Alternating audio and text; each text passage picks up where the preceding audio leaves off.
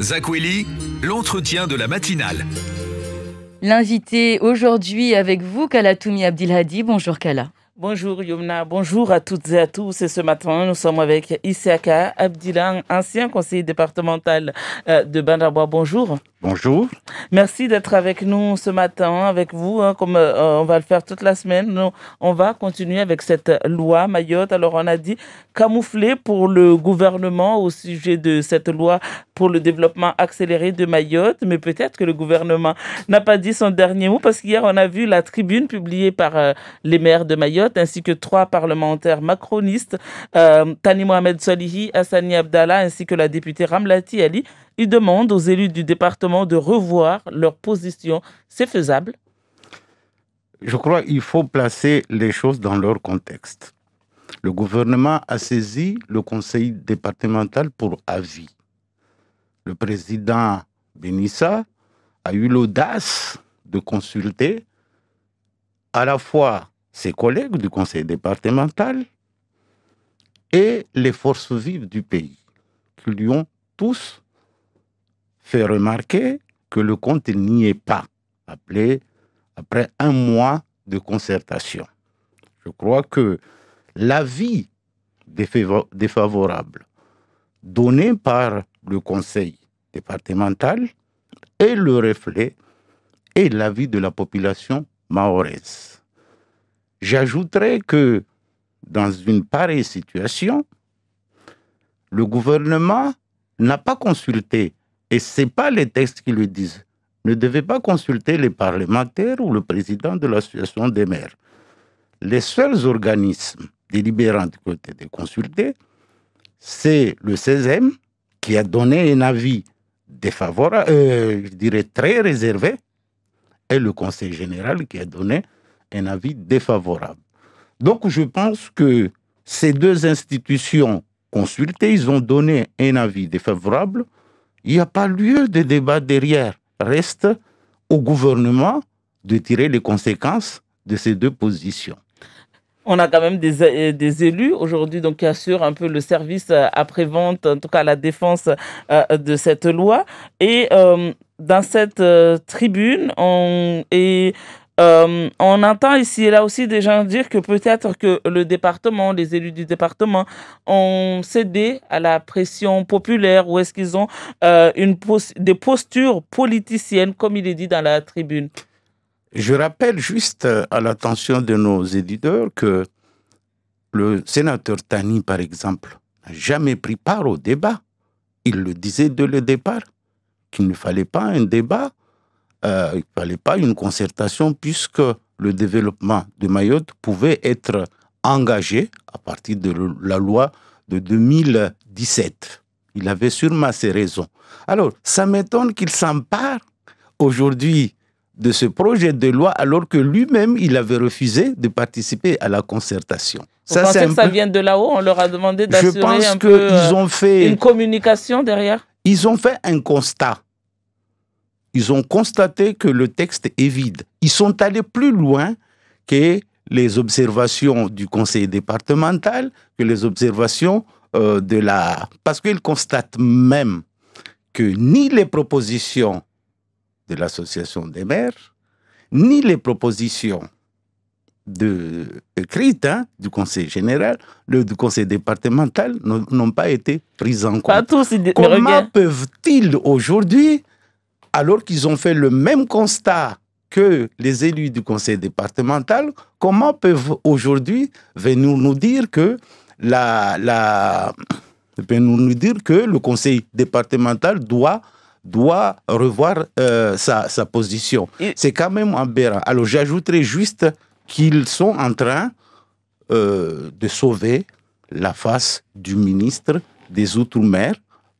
Donc c'est commandité depuis là-haut Absolument, c'est commandité. Vous remarquerez que ce sont tous des macronistes qui ont signé cette tribune et qui se sont même... Parce que... Oui, mais l'association des maires est composée de maires de différents partis politiques. Ils ne sont pas tous macronistes. Est-ce que vous avez interrogé tous les maires? Ils ont une réunion justement aujourd'hui. Justement, et vous verrez que ce n'est pas l'ensemble des maires qui est d'accord par rapport à cette tribune. Et ils disent quand même dans cette tribune que ce projet permet de répondre par l'action aux préoccupations des Mahoraises et Mahorais, s'agissant notamment de la lutte contre l'immigration clandestine, renforcement de l'offre de soins, l'extension des minima sociaux et la modernisation des institutions. C'est faux parce que s'agissant de l'offre de soins, je prends l'exemple, l'extension de l'hôpital de Mahmoud, ça fait 4 ans qu'on chante. Ça fait 4 ans qu'on chante. Le deuxième hôpital de Mayotte, ça fait 2019 qu'on chante cela. A priori, on est sur la bonne voie pour le deuxième hôpital. Ça a toujours été en bonne voie, mais c'est sur la... ils n'étaient pas sur la bonne voie. Et c'est les 85 propositions, mais ils étaient sur les 52 propositions de 2018, déjà. Donc, il faut dire qu'il y a tromperie. Mais ce qu'il faut que le Mahorais retenir, ces 4 signataires de cette tribune ont fait le choix de sauver la face d'un ministre arrogant qui n'aime pas du tout Mayotte depuis sa nomination. Il est venu qu'une seule fois. Ils ont fait le choix de soutenir un ministre, de sauver la face de ce ministre devant le camouflet du conseil départemental au détriment de la population de Mayotte. Vous pensez que vraiment tout est à jeter dans cette loi? Je pense que tout est à jeter dans cette loi parce que les Mahorais ont fait 780 et quelques propositions et que le gouvernement, il n'y a pas un seul, je dis bien, et même cette tribune le souligne, ni les propositions du conseil départemental, ni les propositions de l'association de Mayotte n'ont pas été... Ils disent qu'on ne retrouve pas tout, qu'on retrouve une partie. C'est vrai que sur les plus de 700 propositions, on en trouve quelques-unes seulement. Je prends un exemple, et c'est eux qui le relève. L'aide au fonctionnement des polices municipaux, investissement. Ils le disent, ce n'est pas moi qui le dis. Le projet, la demande des Mahorais était aussi que la carte de séjour ne soit pas d'exception, que les personnes vivant en Mayotte en situation régulière qui détiennent une carte de séjour puissent quitter le territoire. Ils le disent eux-mêmes. Ils le disent. Ils ont fait le même constat d'échec. Alors moi, je traduirai justement, mais ce qu'il faut que vous reteniez, et la seule chose qu'il faut retenir, ils ont voulu sauver le soldat, le cornu. Et sur les 85 propositions envoyées la veille du vote des élus du département, là-dedans, le président du 16e, Abdou Dahlani, dit que finalement, il n'y a que 10% de nouvelles propositions. Les restes sont déjà mises en œuvre. Et ils le disent, la tribune le dit, la loi de 2017. Donc, je n'invente rien. Les signataires constatent même cela. Ce que je voudrais dire par rapport à ça, c'est que le gouvernement, vous imaginez, le préfet a saisi le président du conseil général le 17 décembre, juste au moment où tout le monde partait en vacances, sans les 85 positions.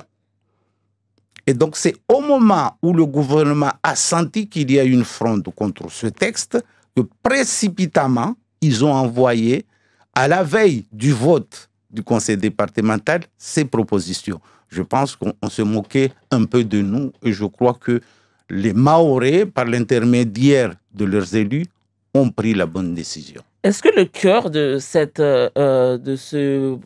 loi ordinaire, cette loi organique, est-ce que, c'est pas finalement cet établissement public pour la construction des grandes infrastructures, et de l'autre côté, cette loi organique pour transformer le département en assemblée de Mayotte, et que finalement, ce qu'il y a à côté... Là aussi, on revient sur la centralisation d'avant 1950. C'est-à-dire que tout doit revenir, c'est l'État qui décide. On dépossède le département. On dépossède le département, les communes, leurs groupements. J'entends par là, lorsqu'une commune souhaiterait réaliser un caniveau, il faudra passer par cet établissement public. Mais l'État ne nous a pas montré le bon exemple. Je prends les routes nationales, je prends les hôpitaux, je prends les établissements publics et scolaires. Si l'État, une seule fois avait montré le bon exemple, je pense que cet établissement public aurait un sens. Mais aujourd'hui, c'est lui qui est en retard, qui freine encore le développement de Mayotte en termes d'infrastructures, c'est l'État. Est-ce qu'il y avait besoin de, parce que c'est précisé dans le texte de projet de loi que cet établissement public peut exproprier les gens. C'est déjà le cas aujourd'hui pour C'est déjà à des fins d'utilité publique, on peut la DUP, exproprier. les dispositions en matière de Pourquoi DUP. avoir eu besoin de préciser comme ça? Non, c'est juste pour nous embrouiller. Alors que les dispositions en matière de DUP, des déclarations d'utilité publique, sont largement applicables ici. Et donc, je suis mieux placé pour le savoir parce que je suis plus ou moins victime d'une DUP par ailleurs. Parlons de cette partie organique, la transformation donc du département. C'est la partie qui fait peur à beaucoup de Mahorais parce que là, on revient au toilettage institutionnel, on revient sur ce combat pour la départementalisation et on se dit, est-ce qu'en donnant autant de pouvoir que prévoit le texte, en donnant autant de pouvoir au président de cette assemblée, est-ce qu'on ne va pas vers cette autonomie qui peut-être est demandée dans d'autres territoires ultramarins, mais pas ici? Oui, un statut il faut savoir que la loi fait référence à la Guyane et à la Martinique, pour lesquels nous n'avons pas la même trajectoire. Ils demandent plus d'autonomie, nous on demande plus d'intégration dans la phrase. Donc, nos chemins ne sont probablement pas les mêmes. Il faut savoir aussi que pour arriver à ces statuts, on avait consulté la population de la Martinique et de la Guyane. Je pense que si le gouvernement s'entête là-dessus, moi je demande que la population soit consultée, que ce ne soit pas le fait d'une loi rédigée à Paris, mais que ce soit à la population, parce que c'est un vrai changement de statut, et quand il y a changement de statut, il y a une consultation. Vous voulez un référendum sur cette Absolument, sur ce point? parce que les Mahorais seront les seuls juges et non quelques têtes qui n'aiment pas forcément ce territoire qui décideraient à Paris. Et sur ce point justement, Soula Saïd Soufou, qui était à votre place, disait que s'il devait avoir un référendum, il préférait qu'il y ait une liste spéciale de Maoris, comme ce qu'on a pu voir en Nouvelle-Calédonie, pour justement que d'autres personnes ne puissent pas, de nouveaux Français, j'ai envie de dire, ne puissent pas voter dans ce cadre-là. Vous en pensez quoi? Je pense qu'il ne faut pas pousser à l'extrême. Nous sommes encore largement en faveur du maintien de ces territoires dans la France. Ce n'est pas la peine de modifier, d'avoir un corps électoral spécifique, mais je pense que nous sommes largement majoritaires, je dirais même à 90 voire 100%, prêts au maintien de ces territoires dans la République, mais non pas à n'importe quel prix. Jusque-là, on disait que dans ce projet de loi, finalement, on n'avait pas de financement, on n'avait pas de date précise. Là, avec la tribune, on apprend que finalement, le financement se fera par le CCT. C'est plutôt rassurant, non? Il existe déjà ce fameux contrat de convergence et de transformation. On nous chantait 1,6 milliard depuis des années. On arrive à terme en 2022. Qu'est-ce que ça a changé pour nous, les Mahorais? Rien. Mais donc, à qui la faute si ça n'a pas été utilisé? Oui, mais qui est le responsable de ce CCT? C'est l'État.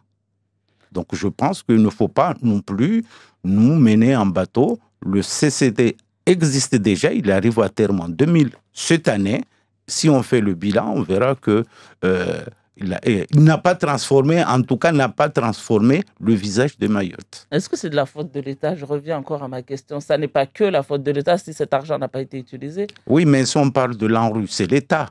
L'ANRU, les 3 projets ANRU, Kaweni, Petit Air. On a vu des transformations dans Kaweni quand même. Je n'ai pas eu souvenir, hein. Je ne les vois pas. Si, je ne les vois pas. Quand même, si, à Kaweni, vous avez vu quelque chose? Oui, j'ai vu. Il y a même une maison de projet là-bas à Kaweni pour l'ANRU. Il y a les OIN, les opérations d'intérêt national qui étaient prônées depuis 2018 pour l'aménagement de ces territoires. Et c'est l'État qui a la responsabilité. On ne voit rien. Et donc, je pense que c'est grandement la responsabilité de l'État si aujourd'hui ce territoire n'est pas transformé. En tout cas, le milliard, on l'a chanté. Aujourd'hui, on ne peut pas danser. On ne peut plus danser. Merci beaucoup, Issek Abdillah, d'avoir été notre invité ce matin. C'est moi.